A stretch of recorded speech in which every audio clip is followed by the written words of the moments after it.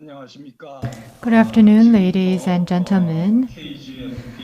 We will now begin the 6-2 session of the 2021 KGFP. This session is on Korea's Workers' Party and its post-nationalism. About 6 months ago, we started preparing for this forum, and the presenters have been working on their papers, and we have 3 presenters who will deliver presentations, and we are also joined by 3 discussants who will be listening to these presentations and giving constructive feedback and engaging in discussion. We are joined by some guests who are abroad, and we are also joined by online participants. We will be proceeding in Korean. We ask for your understanding, and it is my understanding that we are providing simultaneous interpretation into English. So, we will be carrying this session out until 5:50 p.m. Allow me to first introduce the presenters of this session. When I call your name, please wave your hand or take some form of gesture to show our participants who you are. Our first presenter is Associate Research Fellow of the National Assembly Futures Institute, Ms. Kim Taeyeon.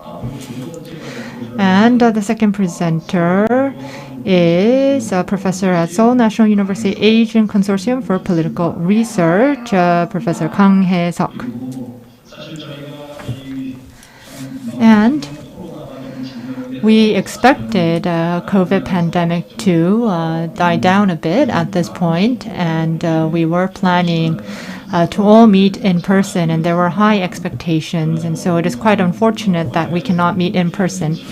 However, our foreign participants have joined us despite the difficulties, and we are today joined by Professor Moritomo Omi from Setsunan University. It is my first time meeting the professor. It's a pleasure to meet you. And of course, there are some colleagues who live in Seoul, in the same city as I do, and yet we find it very difficult to meet up. The first discussant is such an acquaintance, and the first discussant is Professor Lee Namju of the Seongonghae University. And joining us again from Japan is Professor Isozaki Asuhito from Keio University. Welcome. And Professor Kwon, where are you? I'm actually still in Belgium. I think you should hurry back. The term is about to begin. The fall term is about to begin. He is currently endowed professor at Cambridge University, and he is also a professor at the Seoul National University Asia Center as well. And he is well known globally as a scholar of peace studies, and he is quite far away, and yet he still made time to join us. So I would like to take this opportunity to thank you once again. Hello. Thank you. Thank you for the invitation. And I will try my best to be a helpful discussant. We have a very limited time, so I will not take up any more time.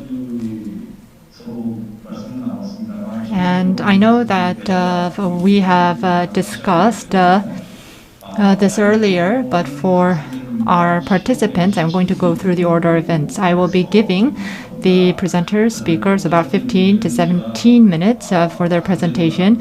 As for our discussants, I'm very sorry to have to limit your comments after inviting you as discussants, but I'm going to have to ask you to limit your comments within 10 minutes. And as for the online participants, I understand that you can post your questions online, your comments online, and we will be checking the posts for questions. And if we have around 10 to 15 minutes left after the presentation and discussion part, we will try to address those questions, albeit briefly. And if we still have time after that, we will be able to engage in some further comments and discussions among the presenters and the discussants. And now, with that, I would like to invite the first presenter, Professor Kim Taeyeon. The floor is yours. Thank you for the introduction. Let me begin my presentation. So I've just shared my screen. So the title of my presentation is The Revision of the KWP Bylaw and Prospect. So it's going to center on the 8th Congress of the party that was held in January this year. So this is the order of the presentation, and I'm going to talk about the preface first and changes in the body and compare the bylaw to that of the Chinese Communist Party and the Communist Party of Vietnam and its implications on foreign and South Korea policy. So let's take a look at the preface. So basically, whether it be the Communist Party or other types of party, usually the bylaws stipulated the nature of the party and also the ultimate purpose and present purpose and so on.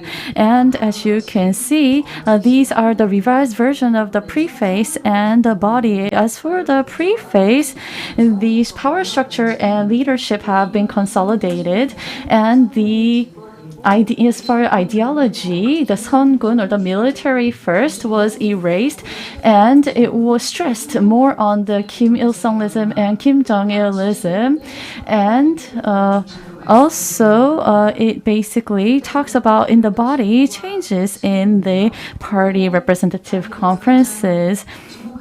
So a notable change is that Kim Jong-un's official title became top leader and general secretary, and therefore Kim Jong-un was able to establish solidly his monolithic role within the North Korean regime. So the eternal Suryong, eternal general secretary, eternal top leader were given to Kim Il-sung and Kim Jong-il in the past, but this year North Korea gave the titles top leader and general secretary to Kim Jong-un.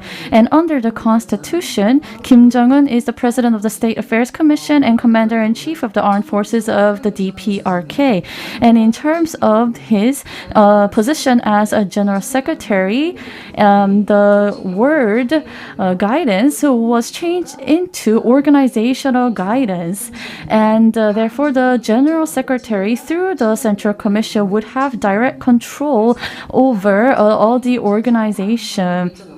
So, therefore, North Korea has newly established a theory of sole guidance of the party Central Commission. So, first of all, the Central Commission members would be elected at the party congress, and then there will be an election on the general secretary, and the Central Commission that was selected by the Party Congress would conduct the election for Central Military Commission and Central Auditing Commission. And as for the Central Auditing Commission, it became the election body of the party's Central Commission. And as for the Central Military Commission, it became the organization of the Central Commission as well. So you can see that there is the General Secretary and the Party Congress leading all the way up to Central Commission. So the Central Commission would become the center of the Kim Jong-un's rule over all these other organizations underneath. So that's the interpretation that we can make from the revised bylaw. And as for the Central Military Commission, North Korea got rid of quorum of deliberation so that with the Central Military Commission's decision alone, North Korea would be able to respond to emergency situations.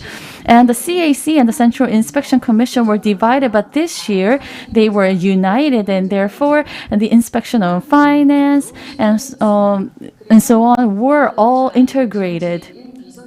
And the position of first secretary was newly established under the general secretary.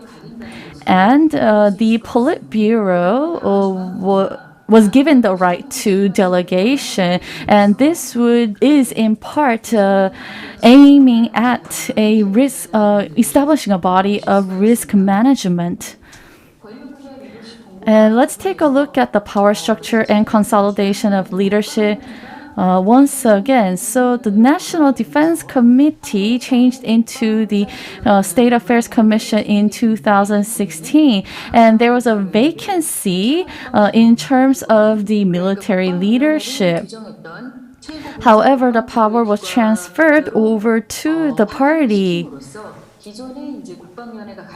So now the power of the National Defense Committee has been transferred over to the SAC and also to the Central Military Commission of the Central Committee. So the Central Military Commission to some extent has restored power.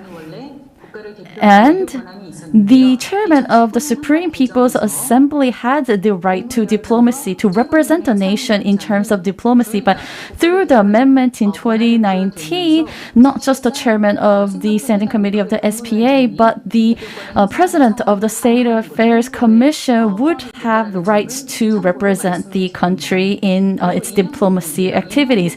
And in terms of ideology, basically, there's the Marxism, Leninism, and Juche ideology. They were the key ideologies in 70s and 80s, but in the 2010s, after Kim Jong-un became the legitimate leader of North Korea began to emphasize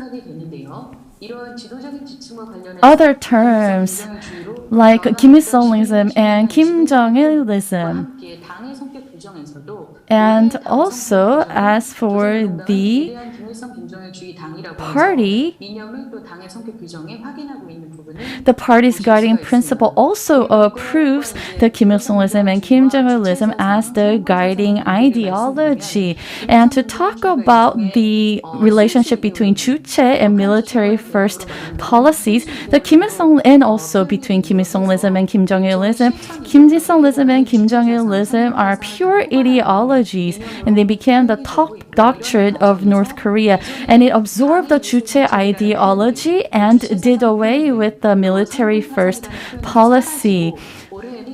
So this year, the ideology of North Korea has been integrated entirely into Kim Il-sungism and Kim Jong-ilism. We no longer see the term military first policy. To talk about the revolutionary theory, we can talk about the unification theory and also revolution on the northern part of the country and revolution on the southern half of the country. So, since the first party Congress up until the 8th party Congress, we have seen such changes as you can see in the table. So, up until the 3rd party Congress, North Korea basically talks about the democratic base strategy. But up until the 7th party Congress, it is mostly about a concept of a federal system. And there is a new phase that is added in during the 8th Party Congress, which is the national coexistence stage, but that will be elaborated further. Starting from the 4th Party Congress, North Korea has suggested the tasks of revolutionizing the northern half of the country and southern half of the country. So they saw the two countries as being separate. And The present purpose, whereas in the past was specified as building a strong and prosperous socialist nation on the northern half of the republic and executing the task of national liberation, people's democracy revolution on a national scale, that changed into building a prosperous, civilized socialist society on the northern half of the republic and realizing the independent and democratic development of society on a national scale. And aside from these present purposes, there is the ultimate purpose of building a socialist society. So that is the top doctrine of North Korea. And in 2010,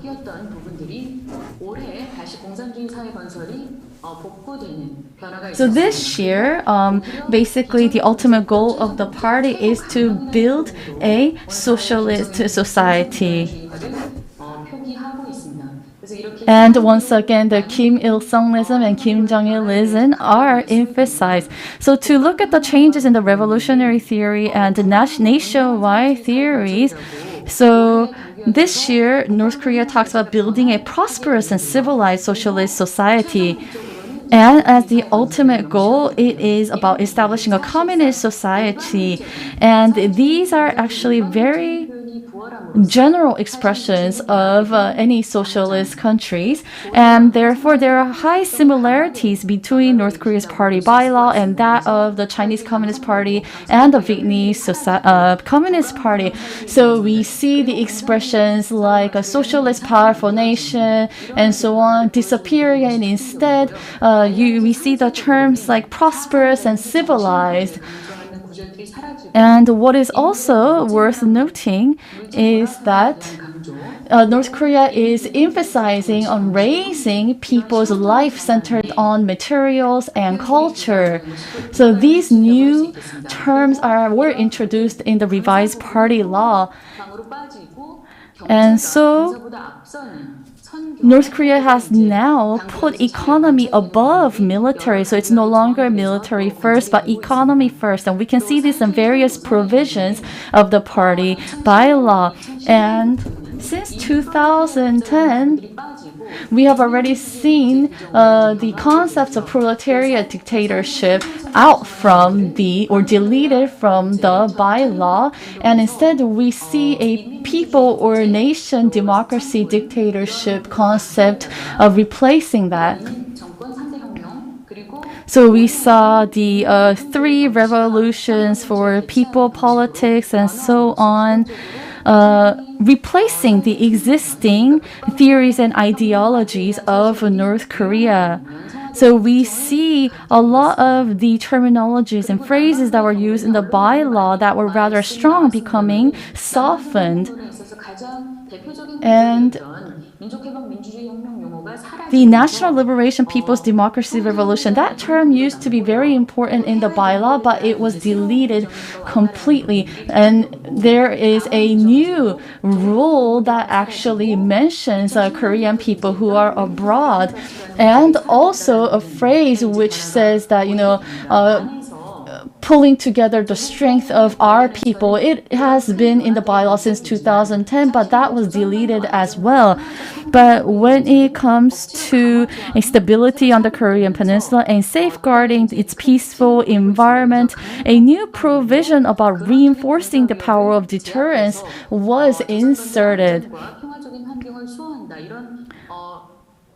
So there are phrases such as we would use a strong national defense power to seize all military threats from their foundation to guard safety and peace on the Korean Peninsula. So what we need to interpret from this is that a lot of medias actually say that the revised party bylaw indicates that North Korea has acknowledged that there are 2 separate Koreas, but I don't think we should interpret it in such a way.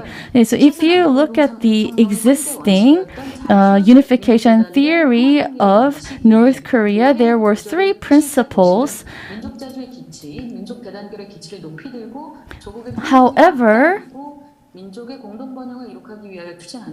As you can see, North Korea now uses the phrase, we will raise our autonomy of the people and also raise our solidarity to push forward the peaceful unification of the country and the struggle to achieve prosperity amongst our people. So we can say that this actually divides the existing or previous federal system approach into two, and it divides that into a low-level federation and also a phase of coexistence between the two countries.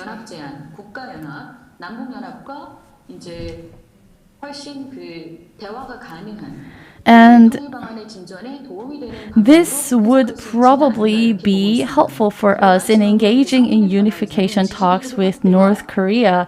And with regards to changes in the representation of the party,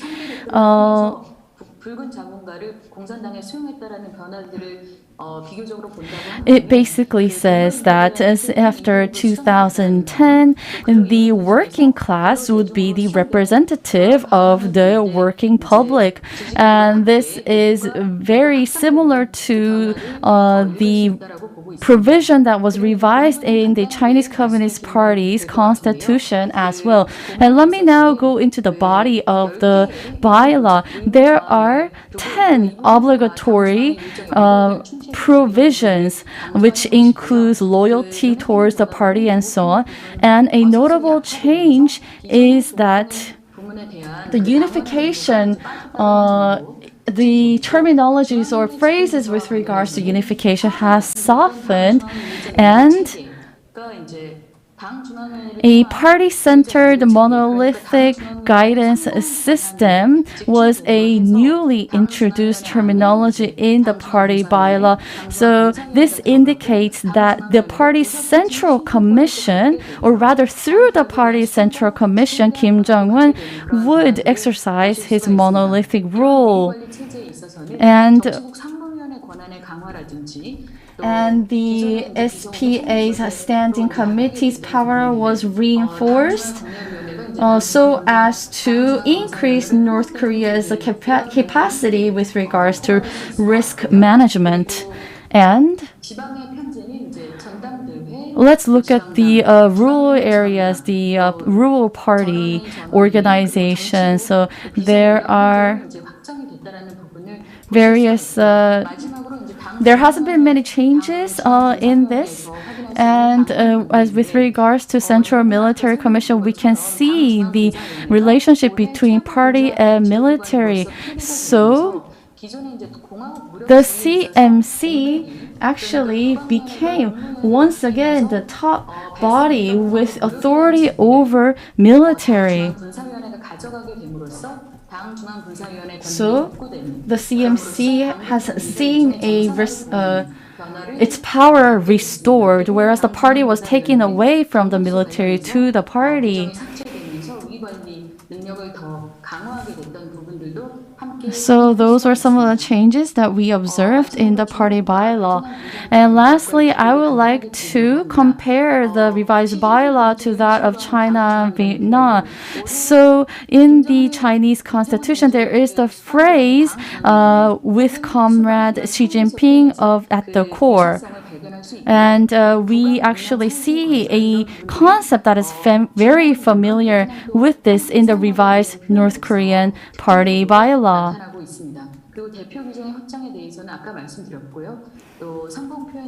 And also the expression like 선봉 or vanguard troops was used in North Korea's party bylaw, which is something that the Chinese constitution used as well, the party constitution. And as for the Vietnamese Communist Party's bylaw, yes, there is a big difference that the Vietnam Communist Party emphasizes that it is founded upon legalized constitution. But this year, the Vietnamese Communist Party also integrated Central Auditing Commission and Central Inspection Commission. So we do see some similarities between the Vietnamese Party and the North Korean Communist Party. So lastly, there have been many changes in the party bylaw centering on the party's central commission. The expressions related to military first policy were deleted, and the economy was put first rather than developing military power. And there were many pragmatic expressions that emphasize a material foundation and technical foundation, and many of the provisions that are related to domestic politics have become softer. So thank you for listening. That's my presentation.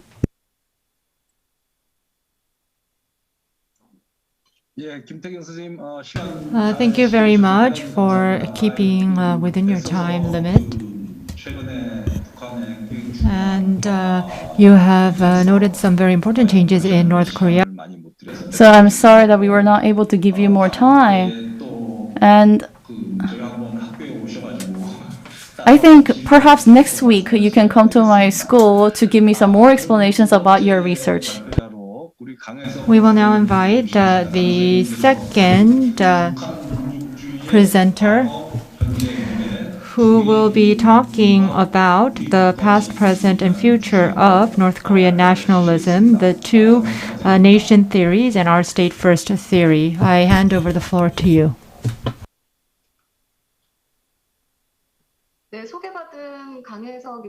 As introduced, I'm Kang Hae-seok. Can everybody see my screen? Yes, we can see the screen. Thank you, first of all, for this invitation to speak at the Korea Global Forum for Peace. It's been a while since I've met Professor Im, and so it's a pleasure to meet him. As you can see here, the title of my presentation is The Past, Present, and Future of North Korean Nationalism. Here is an overview of my presentation, and I may have to skip over some parts for efficiency. Nationalism is a very difficult political concept to begin with. Agile Smith and all these theorists have said that this is difficult. And they have noted how it is difficult to define nationalism. In the case of Seton Watson, he says that nationalism exists, and this is clear, but it is impossible to define it scientifically. So this slide shows how difficult it is to grasp the concept and definition of nationalism. I think there are three core challenges we face, or three core questions that have yet to be answered when it comes to nationalism. And I have them here on the screen. And I think that North Korea is also not free from these questions when it comes to nationalism. I believe that there are two key features of North Korea's nationalism.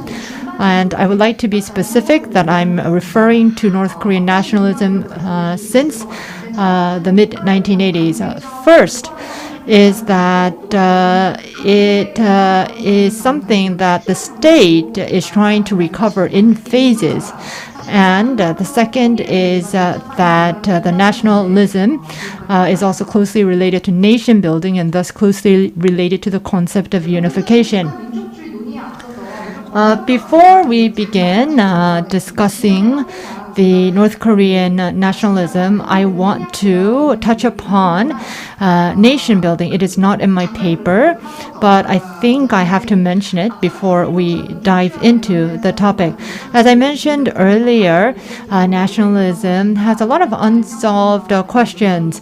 As I mentioned earlier, there are many issues that need to be resolved, and here in the table I have summarized some of the issues. I think you can say that nation building is founded upon voluntarist and interventionist.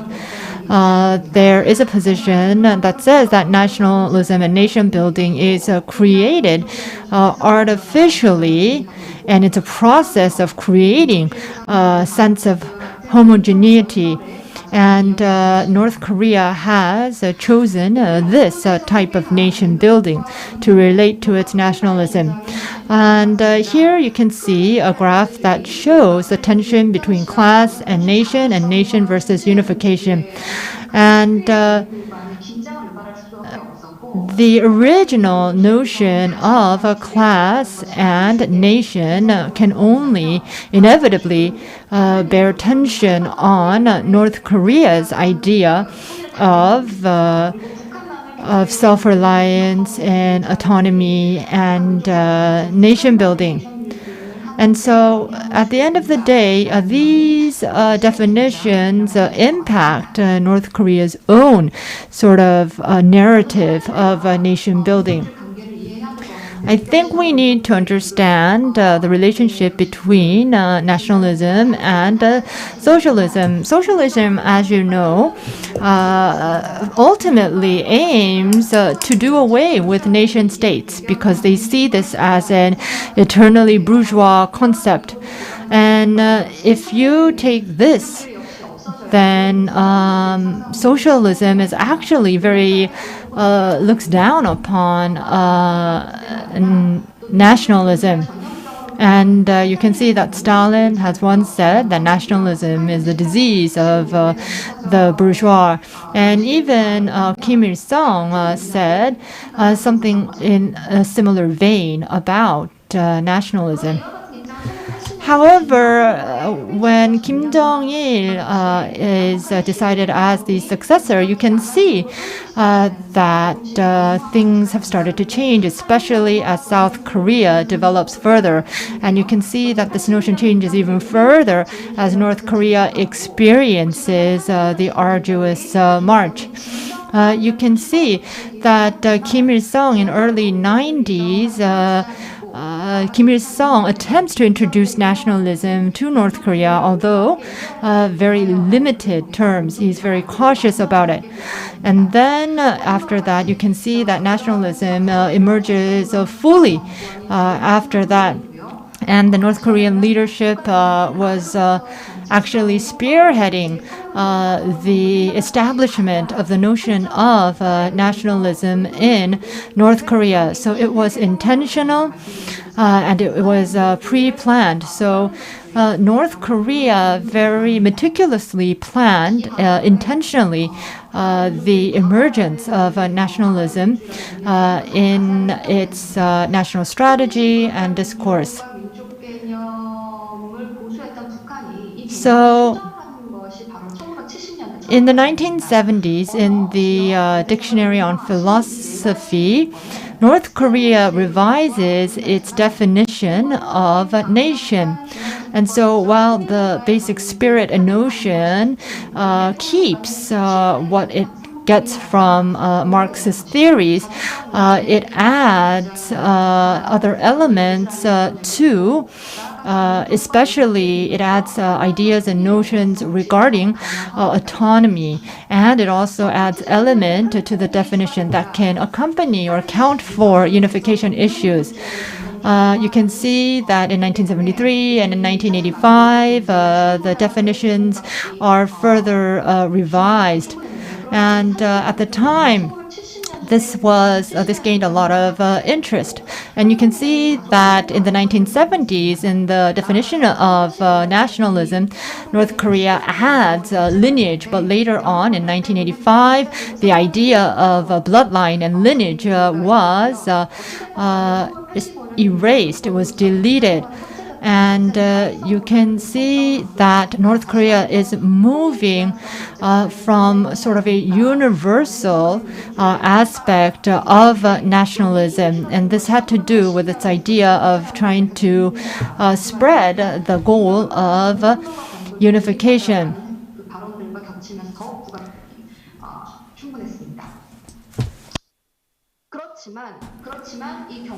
However, there have been some very, and also the variable of livelihood and economy was dropped, and that was actually intentional.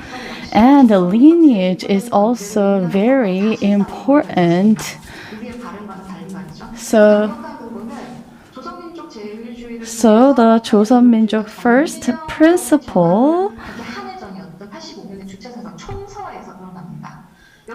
was emphasized, and here Kim Jong-il said that the commonality of the nation and the bloodline and lineage actually is a proof that we are of one people. And lineage or bloodline is actually a natural commonality that is given to us, but North Korea actually defines this as something that is given socially. And so while achieving unification, this would become the basis for North Korea to create a sense of a bond among the two countries.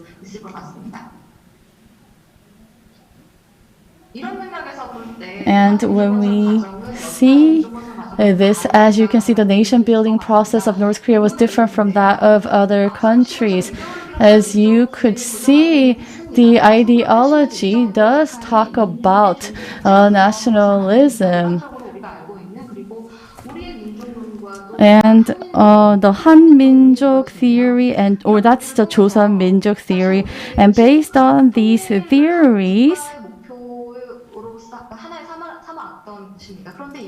North Korea sought to establish its national goal, but in the process of restoring nationalism, it wanted to create another theory of Min족, which is the our nation first, and on the continuum of that is Kim Il-sung Min족. So by restoring nationalism, the Joseon Min족 and Kim Il-sung Min족 went hand in hand in establishing nationalism, in building nation in North Korea. Then who fall under the category under Kim Il-sung Min족? So our nation first actually has to fulfill 4 preconditions of serving the Surya, receiving the instruction of the party, and put importance on the Juche ideology, and live under the superior socialist system. And of course,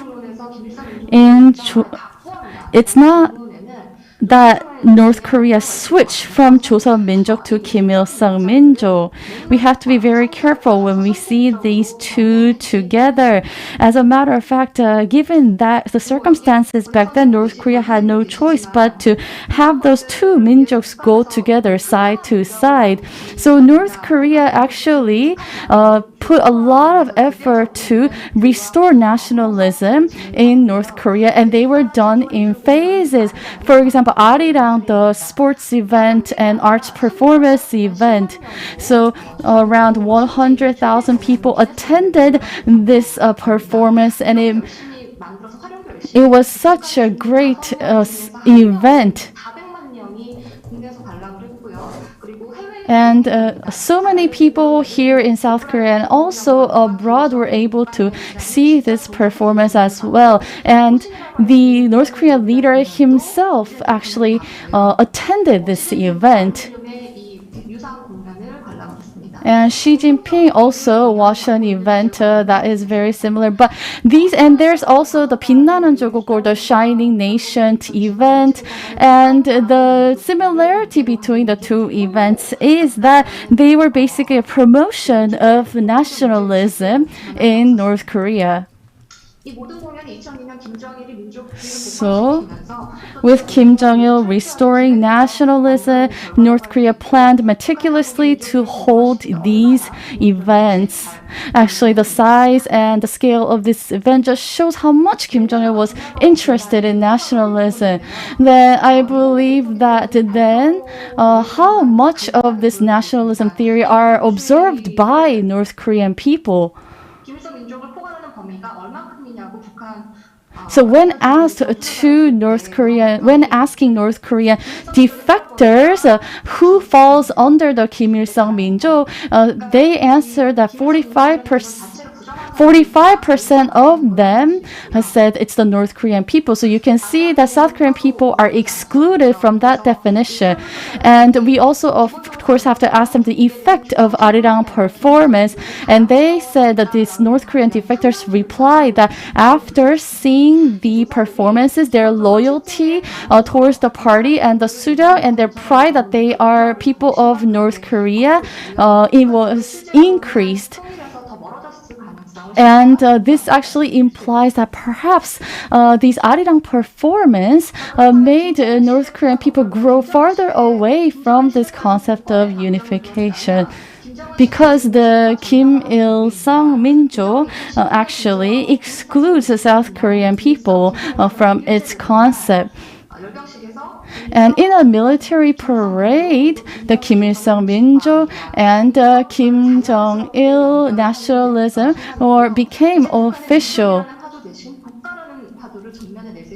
And North Korea now emphasizes not our nation first, but our state first.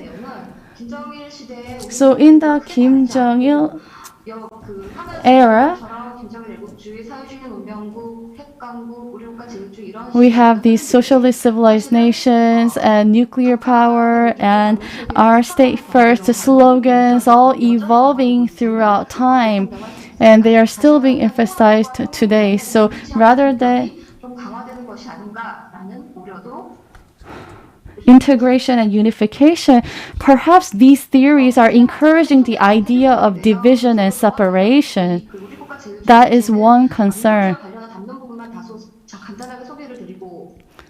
So let me just briefly go over the party bylaw revision. So the part about unification in the bylaw was changed greatly, especially regarding the present purpose. So National Liberation People's Democracy Revolution was deleted from the party bylaws present purpose. So basically, maybe this would indicate that North Korea is no longer being offensive in approaching unification, but perhaps it could also indicate that its willingness for unification has weakened to some extent. So these two concepts of Chosun Min족 and Kim Il-sung Min족 have two different concepts. However, they are not much in conflict anymore. So the our state first policy actually alleviated some of the paradox that arose from these two Min족 theories being in existence together. And especially in talking about unification,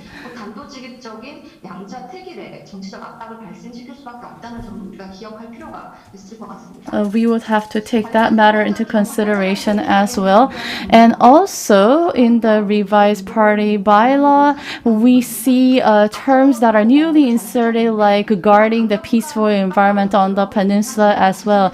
So although North Korea still emphasizes that it needs to defend itself, a lot of the wordings have been softened compared to party bylaw in the 7th Congress. And this has been changed into co-prosperity, thereby easing the burden of unification and taking a more realistic view. The national unity stage or phase that was mentioned earlier. In the keynote speech, the executive chairman, Jung Se-hyun, mentioned this as well. And I cautiously agree with him. So, I believe that the revisions were made to give more leeway and more room for flexibility in dealing with unification issues.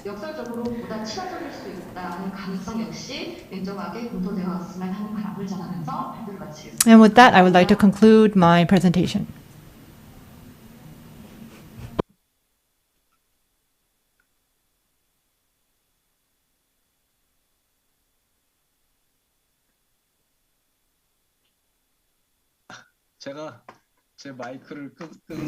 I forgot to unmute myself. The next presenter is Professor Morito Moomi. Are you ready? Then I will turn my mic off so that you can make your presentation. If you can share your slides, that would be helpful.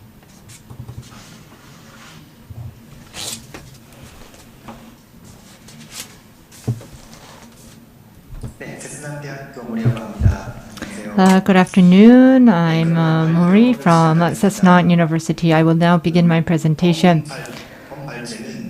This presentation will attempt to explain North Korean nationalism, and I will show you how the nationalism has been symbolized within North Korea over the years.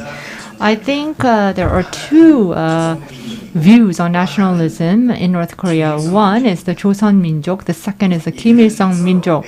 I don't think that these two are exclusive of each other. I think the Kim Il-sung Minjok theory is a part of the Joseon Minjok theory. The North Korean Authority, based on its strategy, would at times emphasize the Joseon Minjok theory. But I think at the core of North Korea's nationalism is the Kim Il-sung Minjok theory. There are some differences between Joseon Minjok and Kim Il-sung Minjok. The Joseon Minjok theory sees Dangun as a founding father, whereas the Kim Il-sung Minjok sees Kim Il-sung as a founding father.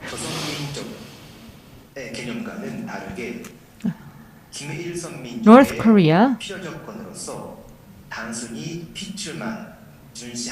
does not emphasize lineage or bloodlines because it needs to use this theory for other purposes. So it emphasizes as key conditions bloodline, lineage, and other ideologies such as 주체 or military first or Kim Il-sungism or Kim Jong-ilism. And so if one fits this criteria or meets these conditions, if they are ideologically armed with these ideologies and if they have the lineage, then they could also become a part of Kim Il-sung Minjok. Of course, under the Joseon Minjok theory, North Korea can still cooperate with foreigners and South Koreans. And Joseon Minjok theory is a concept that allows North Korea to legitimize many decisions that it makes regarding unification. The Kim Il-sung Minjok theory can be categorized into three worldviews. First is internationalism, the second is Kim Jong-il patriotism, and third is proletariat dictatorship.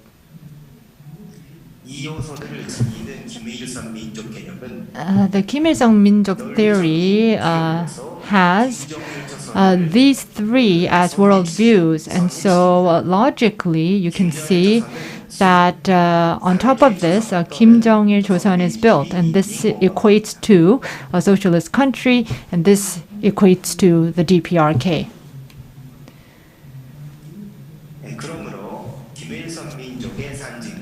So the symbol of Kim Il-sung Minjok is the same as the symbol of DPRK. So in this presentation, I'm going to take out national symbols and Kim Il-sung Minjok symbols.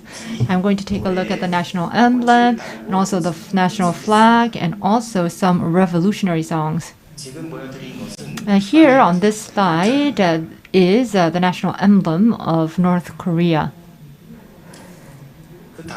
And here on this slide, you can see flags. You can see the flag of unification or the flag of Korean Peninsula.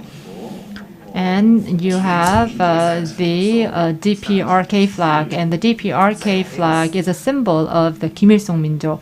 The peninsular flag is a symbol of Joseon Min족. One of the most important songs is the song of General Kim Il-sung. This is a representative of the Kim Il-sung Min족. Due to time constraints, I will not show you the video. Let's take a look at the impact that the song of General Kim Il-sung has had. Since this song has been published, it had a great impact on the North Korean society. With this song, the North Korean authorities emphasized the legitimacy of the Baekdu lineage, the Baekdu bloodline, and it strengthened the unity within the country as part of the Kim Il-sung Min족. And next I would want to take a look at some songs. Arirang is also representative of the Joseon Min족. The North have actively utilized, taken advantage of this song. The Bonjo Arirang is very symbolic, and they have used this to symbolize Kim Il-sung Min족 as well. For instance, during the Arduous March in the 1990s, this difficult period is reflected in the Kangsong Buhung Arirang. And there's another Arirang that branches out, which is called the Gonmin Arirang. And this song emphasizes the unity or the oneness between the people and the army. The Strong Nation Arirang and Gonmin Arirang, the army people Arirang, I've prepared here, but due to time constraints, we will not be able to listen to them. And next, the national flower. In South Korea, the Rose of Sharon is not the national flower, but it does represent South Korea. It symbolizes South Korea.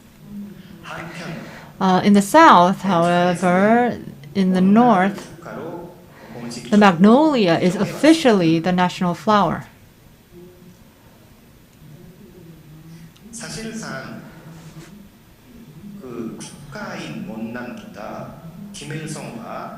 But the Kim Il-sung flower and the Kim Jong-il flower are more important than the official national flower. These are the most important flowers in North Korean society. These two types of flower represent the Kim Il-sung Min족.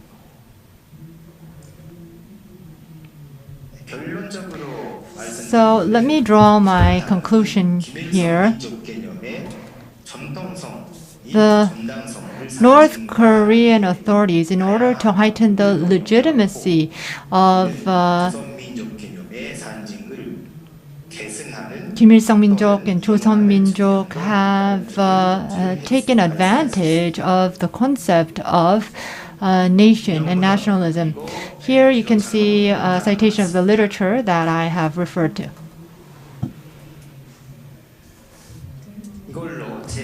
And with that, I would like to conclude my presentation. Thank you.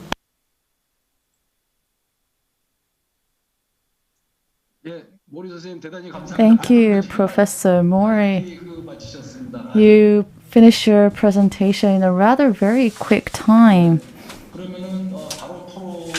Then let's go straight into the discussion. So in the order that was mentioned earlier, we will engage in discussion. Mr. Lee Nam-ju, please. Yes, then I would like to comment on Professor Kim Taeyeon's presentation. So let me make this very simple.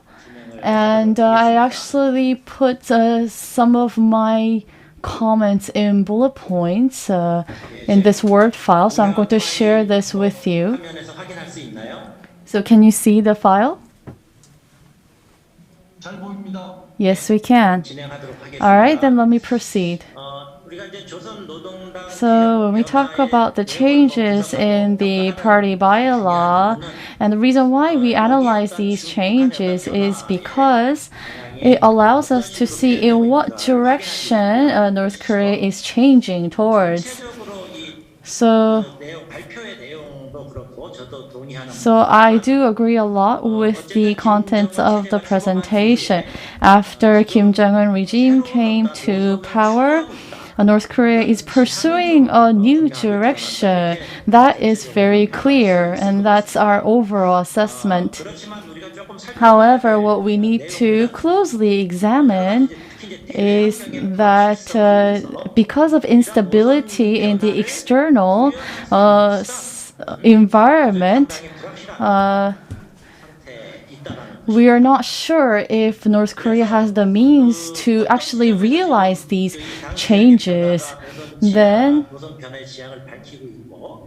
so we have seen the changes that North Korea would pursue according to the changes in the party bylaw, and based on that we could assess the challenges and limitations that North Korea would face when pursuing these changes. So I think the bylaw was, with regards to the revision of the bylaw, I think I would like to point out two things. First is a change within the North Korean regime, and second is how this revision will impact the inter-Korean relations, or the implication that it has on the inter-Korean relations. And this has been mentioned in other presentations, but I would like to see more emphasis is placed on economy first policy. And I think, we've already talked about this, the emphasis on the material and technical foundation and people first policy as well. So we can look at this from a political point of view.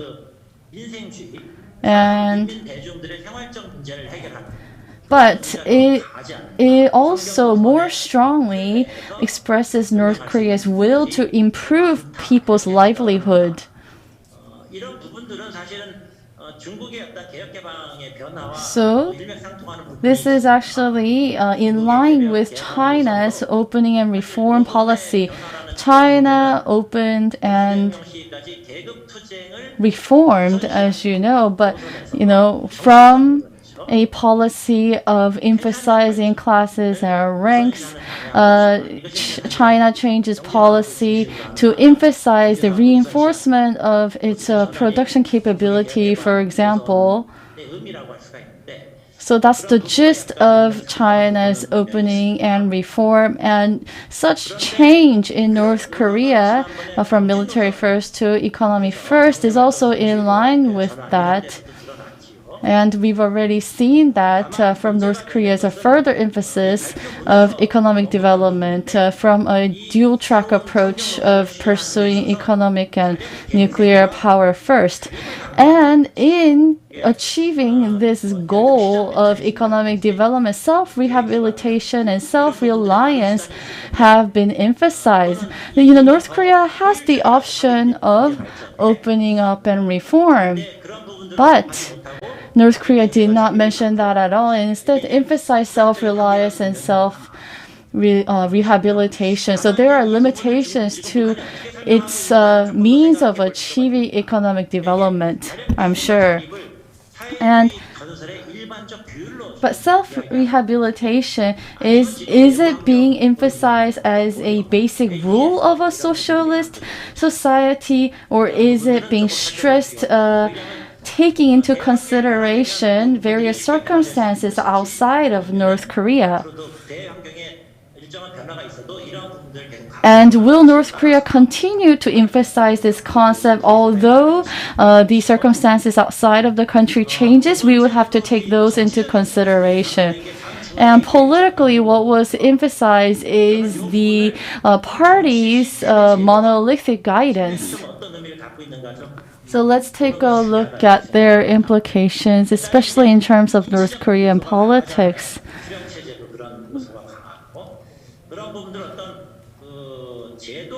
So, to institutionalize this monolithic guidance of the party would be the key. Would they happen in the form of many conferences being held and so on? So North Korea strengthened the rights of the Central Commission and also reorganized the related agency structures. And I believe they do have some positive implications. However, what we need to still watch out for is the problem of Suryong system. So China uses the word core to describe Xi Jinping, and it does have some similar meaning to Suryong. While China emphasizes the role of the collective, it also emphasizes the core, Xi Jinping, who is inside. So when North Korea is talking about the Suryong system, is it talking about Suryong playing an active part within the entire system of North Korea, or is this something very different, separate from the other ruling and guiding system of North Korea? And with regards to the Central Military Commission, there still remains some confusion. Is it a military troop of the party or of the state? So as an organization, yes, it is the supreme or the top military guidance organization, and the chairman of the State Affairs Commission is the supreme commander. So we need some clarification about that. And the implication that this has on inter-Korean relations is very important. I don't think it officially emphasizes a theory of two Korea, but rather it reflects some changes that have happened with regards to unification means. And it is in acceptance of some of those changes. That's why this change is rather significant. And of course, we've had some times when inter-Korean relations have deteriorated, but there were still some changes in which North Korea, I believe, puts a bit more greater emphasis on the bilateral relations. And so that's my personal thought. And North Korea also deleted phrases relating to the revolutionization of the southern half of the country, and many of the wordings that it used in the bylaw were softened. However, North Korea also emphasizes a strengthening of its deterrence capability against anything that could undermine peace on the Korean Peninsula. If you look at the rhetorics made by North Korea,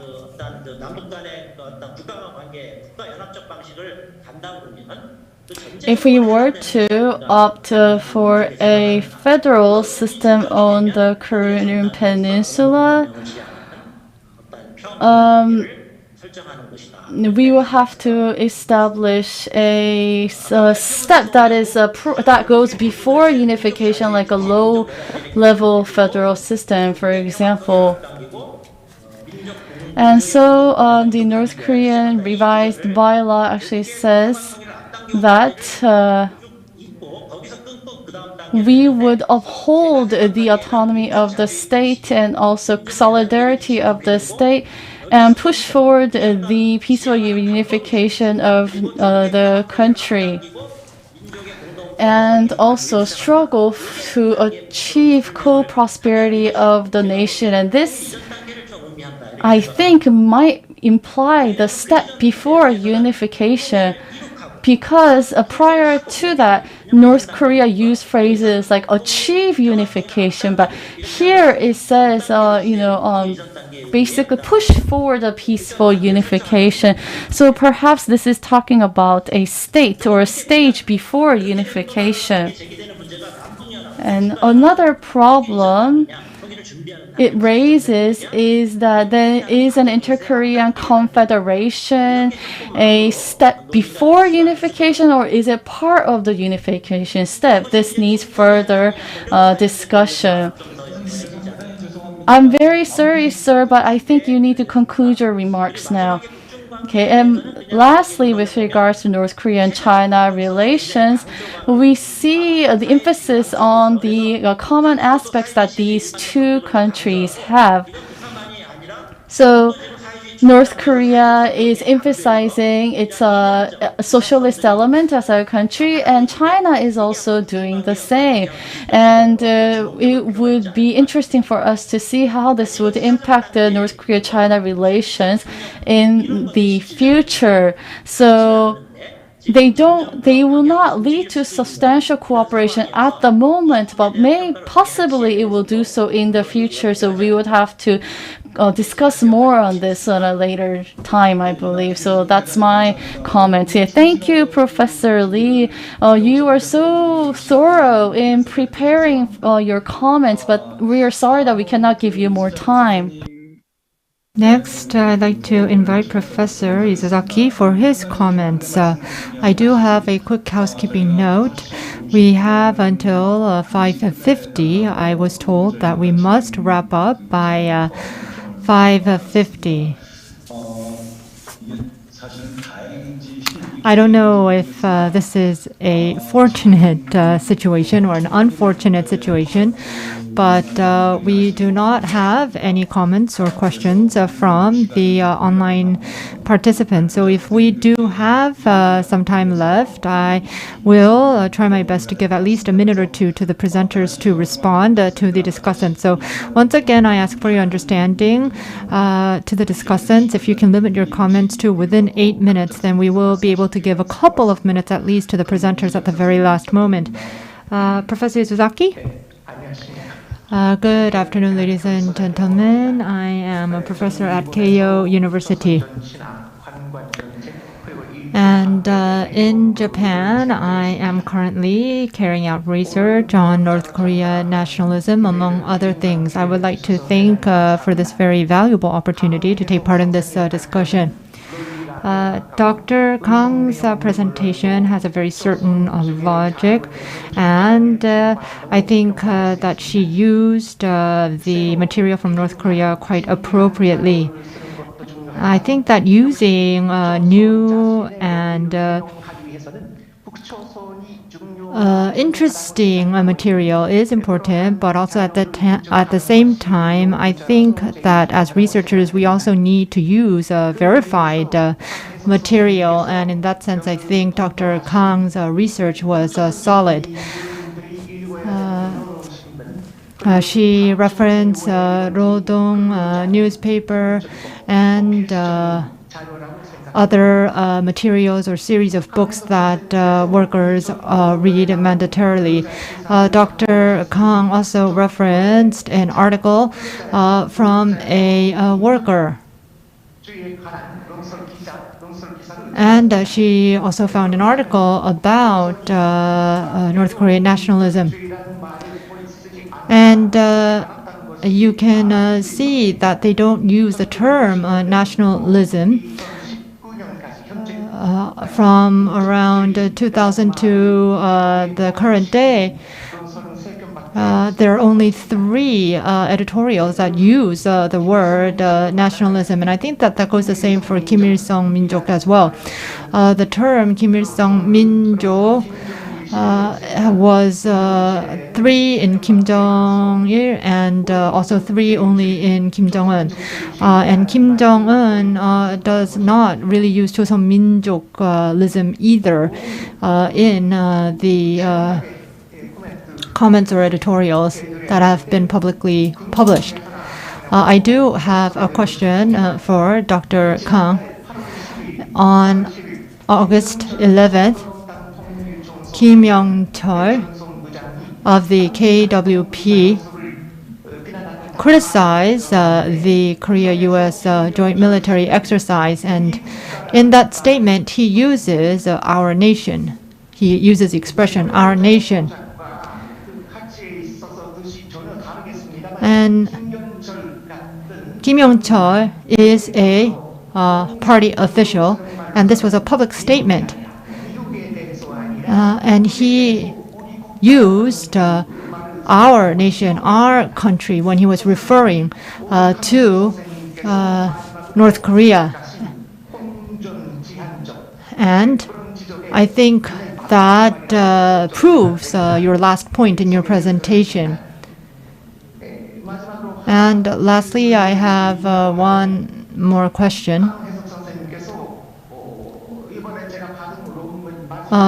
When I read your paper, in the last part, you talk about the expressions used in the party bylaw with regards to the purpose of the Korea Workers' Party.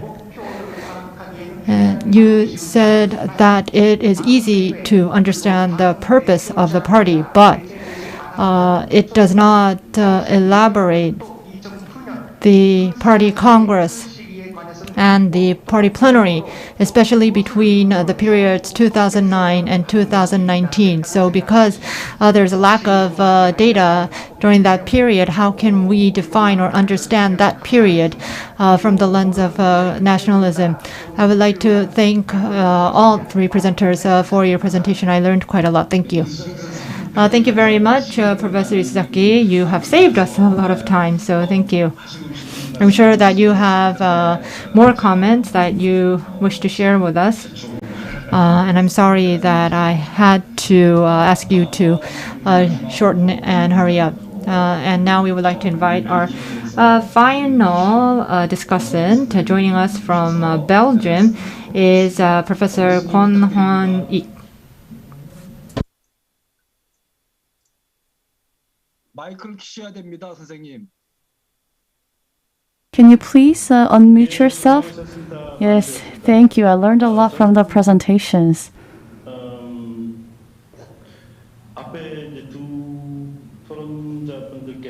So the two discussants talked about the presentations and also the pure ideology and the practical ideology talked about by Professor Kim Taeyeon was mentioned in one of the comments. So I'm going to make my question centering on the pure ideology. I don't have any comments. I actually have a question about the pure ideology.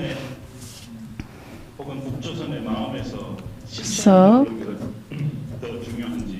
do you think North Korea puts more emphasis on pure ideology or practical ideology? You know, this is a very controversial topic. North Korea puts importance on both of them, and depending on the circumstances, sometimes more emphasis is placed on one or the other. And if we take that into consideration, we could take that into consideration as well. He said that 조선민족 encompasses Kim Il-sung 민족. And you showed us a graph with two circles. And it might be that they occupy different areas. Or perhaps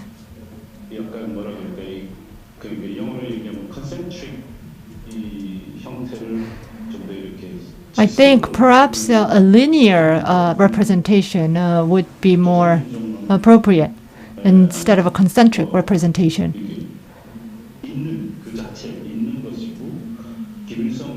So 조선민족 exists, and do you think that Kim Il-sung it falls under 조선민족? And then the issue of a nation, for instance, Kim Jong-il 조선. So nation and 조선, and Kim Jong-il 민족 and Kim Jong-un 조선.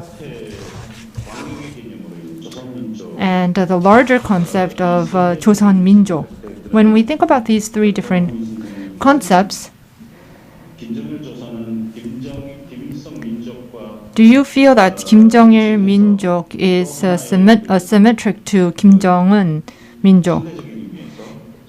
And relatively speaking, do you think that is it something like a power pursuing space, or are they two sides of the same coin? Do you think that they are equal but different, or they refer to the same thing only from different perspectives? So, in the view of pure ideology, is that how you make of the relationship between these two different ideologies? And I think that this question goes to the other speakers as well. Because the key is the tension between 민족 and nation. And so I think perhaps we need to reestablish or make clear the relationship of how you see these ideologies or ideas fit together. And Dr. Kim Taeyeon and Dr. Kang Han-seo, you said that the discourse has changed from 민족 to nation. I think that that observation is spot on.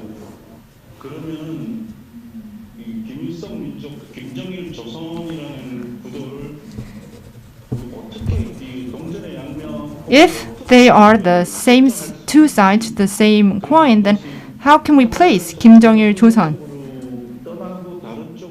Are they leaving one and really focusing on the other? Or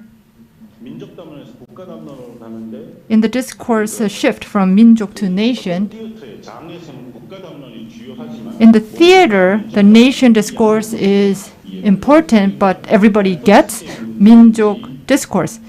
So I don't know if this is an issue of emphasis or if there is a substantive change. I think this is something that we all try to grapple with, and nobody has a definitive answer. I know this, but despite that, I think perhaps we need to make an effort to clarify. And as researchers, we need to make that decision so that the dialogue can continue. So I'm interested in hearing your views regarding this matter. And lastly, I wanted to touch upon the internationalism mentioned by Professor Moritomo.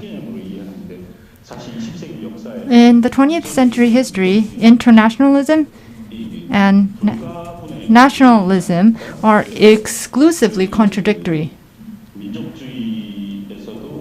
Or actually, they cannot be separated. In the 1960s, there was the conflict between China and the Soviet Union, and there was a lot of interest in the Eastern blocs. And North Korea had to find a new position, and they were more comfortable with finding a new position. And the movement at the time, and the non-alliance movement at the time, and the Third World movement was focused on the nation. But it was not a term that was opposed to internationalism. It was rather a way to create a new type of internationalism.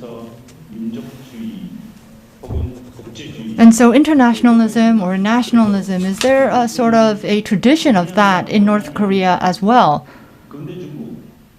In modern China, there are many different ethnicities, and also the same for Soviet Union. And the 민족 dialogue in those two countries are quite different. In the Third World, there was a focus on nationalism. And there was a discourse that came out that was born from that regarding internationalism, that was born in that nationalism. And so I think that North Korea might have found that uncomfortable. So I think perhaps we need to change our landscape of looking at this so that it can be linked to internationalism. Thank you.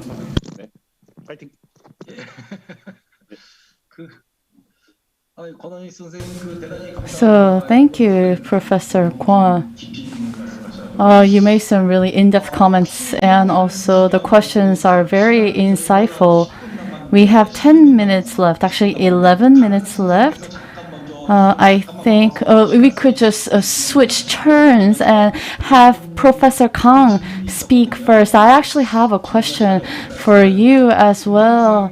And I also have with regards to Professor Kim Taeyeon's presentation. I'm not a North Korea major, but I did study socialist regime, and one of the biggest questions that I have with regards to that is that, the Suryong system in North Korea was very much tied to the party in the past. In the mid-10s, 2010s, a lot of people began talking about normalization of North Korea as a state, so a normal state. So the Suryong and party and the military's relationship are closely intertwined, and amid that, North Korea would rise to become a normal state. I do have a lot of thoughts on that argument, but given the changes with the bylaw, how can we interpret this kind of argument? And I don't think I have any questions for Professor Kyung, but can you make your comment first? If you have anything left, that is. I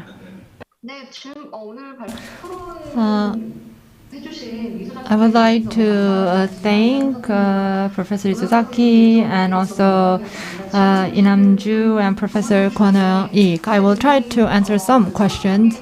I think there were some philosophical questions, so I won't be able to answer all the questions today, but allow me to attempt to answer some of your questions. As Professor Izuzaki mentioned, Kim Young-chul used the phrase "our country," and you were saying how that might seem quite out of the ordinary. And I agree with you, and I did mention in my presentation that in North Korea, I think this is dualism, and if one is negated and the other is chosen, they do not use that sort of method. And North Korea uses different ideologies as tools, and so they can always pick and choose anything that fits their logic or anything that fits their purpose. And Kim Young-chul is not the Suryong. I think that's the point. Of course, he is a high-level official, but I think that he has the discretion to pick and choose. And so I think that the nationalism pursued by North Korea is not a fixed concept. So they pick and choose according to how it fits their purpose. And from 1981 to 2009, if you look at the party bylaws, you can see that there was no party congress, there were no revisions. And how we can understand the Workers' Party's purpose during that period was one of your questions. I think that if you look at North Korea's politics, the reality of politics, you will be able to understand. Since the 1980s, North Korea has been in the decline, and then Kim Il-sung passed away, and then the Eastern Bloc came tumbling down. And so they have been facing a lot of difficulties both inside and outside the country, and they're really stuck between a rock and a hard place. And so I think that the Workers' Party was not able to really function normally. The conditions were just not there during that period especially. So I think that the military first policies were kind of an inevitable choice, and of course this applies to nationalism as well, and that is why these sort of ideologies emerged. I think it was inevitable. And if you look at Kim Jong-il, of course it lacks consistency. We can't say that it's 100% consistent, but if you look at Kim Jong-il's writings and speeches, we can actually draw upon them to guess what could have happened during that period. And lastly, we were talking about nation and 민족, and this is something that I really am grappling with at the moment. But what I can tell you is that especially with Kim Jong-un, he really started to bring up the idea of nation. And it was not in 2017 and 2018 that he started this. As Professor Mori has showed us, he actually started this process very early on. So he actually prepared this and planned this for a very long time. And I think in the discourse of 민족, he wanted to grow this into a discourse on a nation, so it can be seen as an evolution of North Korea's nationalism. So now they are looking at autonomy towards something, and they want to get beyond 민족. So 민족 is not disappearing, it's simply becoming something that they want to go beyond. We're sorry that we had to cut you off. Then Professor Kim Taeyeon and also Professor Mori. I'm sorry, but I think I need to give you 2 minutes each. Very sorry about that. So, Professor Kim? Oh, yes, thank you for the insightful comments. I will take that into consideration and reflect that in my future studies. So if I were to point out just a few things, so the moderator gave me a question about how this is going to change the 수령 system and how this is going to help us figure out the possibility of whether North Korea is going to become a normal state.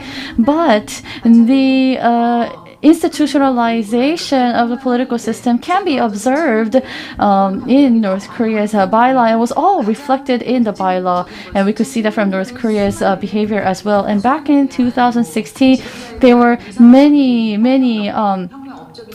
revolutionary expressions praising the achievements of the leaders, all deleted, and all there was left were, for example, the official title of General Secretary. So there were expressions emphasizing the official title of Kim Jong-un. So all these flowery words like our great leader were deleted, and I think this actually emphasizes that yes, perhaps North Korea's trying to become a normal state through institutionalization. And, we see that a lot of organizations under the Central Committee has seen a strengthening of its power, and that is very significant. But within that institution, like China, is Suryang going to be a key person within the institution, or is the Suryang going to be a separate concept from the institution? I think we could, this is something that can be discussed further at a later date. And as for rehabilitation, the comment on self-rehabilitation and whether it's a response against the outside circumstances, I think we also need to make further observations. So self-reliance and self-rehabilitation, yes, they do appear as if they're responding to outside circumstances, but North Korea excluded military first policy and now emphasizes economic development, and self-reliance also supports that. So and with regards to question about Professor Kwon Hyun-ik, and within these changes, ultimately, in order for us to make an interpretation that this is all about coexistence and cohabitation, we would also have to take a look at the North Korea-China relations, because the key word is socialism. So so we would have to see how much of this socialist concept North Korea can institutionalize going forward. Then Professor Mori, 2 minutes, please. Thank you very much. Dr. Kwon, thank you very much for your comments and questions. To respond to some of your questions, I believe that the Joseon Min족 theory falls under the Kim Il-sung Min족. But I think in retrospect, in 1994, inter-Korean relations faced some realistic issues. And it led to how they are going to change the idea of nationalism and communism within North Korea. And Kim Il-sung Minjok did not exist before 1994. And so I think that they applied this later on. And that is why I believe that there is a structure between Kim Il-sung Minjok and Joseon Minjok. And with regards to Kim Jong-il Joseon, I haven't done quite a lot of homework on these topics, and I will look into it.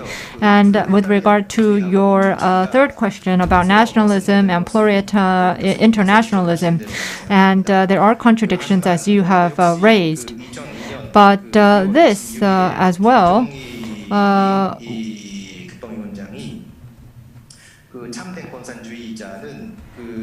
was part of what Kim Jong-il said in 2002. He said that a true worker guards nationalist interest. And I think in that sense, communism and nationalism and internationalism were all explained in one continuum. And this is also different from what was held previously.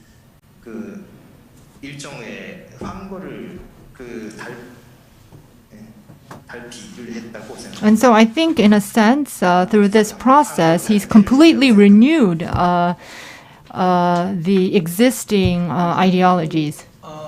So you're done? Okay, thank you very much for your comments. I don't think I moderated this session very well. I'm very sorry that I had to stop everybody one time or other. It is now 5:50. We are right on time. I will use 1 more minute. Maybe it is somewhat unrelated. We didn't have enough time for discussion, but I think the three presenters will have been able to hear comments that will make their papers better. And I'm sure that we will be able to see their papers in publications later on. I'm sorry that we could not have more discussions.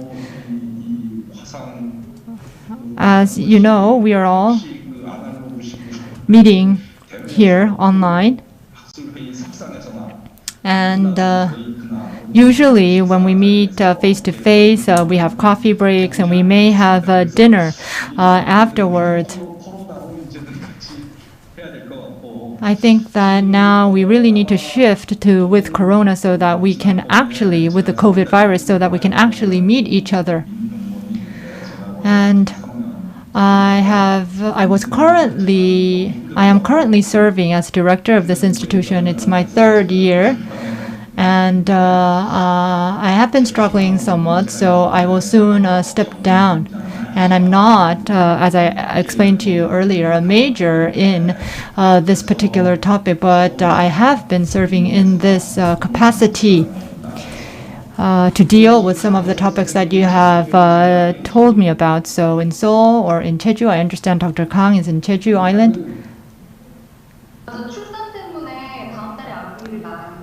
I'm actually expecting next month. Actually, that's very good news. So you're in Seoul. I'm actually at Daegu. We could not tell, and I'm sure you were very busy and you've completed your paper, so you are an outstanding scholar. But when you're with child, those are very sensitive times and you need to be careful. And so thank you. This is really good news. I thought that you were in Jeju Island and you were making rounds between Jeju and Seoul. I hope that one day, soon, we'll be able to meet at some location in Korea with all of you face to face. And I would like to thank all of you. And I understand that Professor Mosler from Germany is also here. Do you want to say hello? Hello, we're actually done with our session, but I'm actually eating up a little bit more time because I really wanted some more time. So they might cut me off, but I still wanted to have a couple of minutes to talk among our panelists. I'm sorry.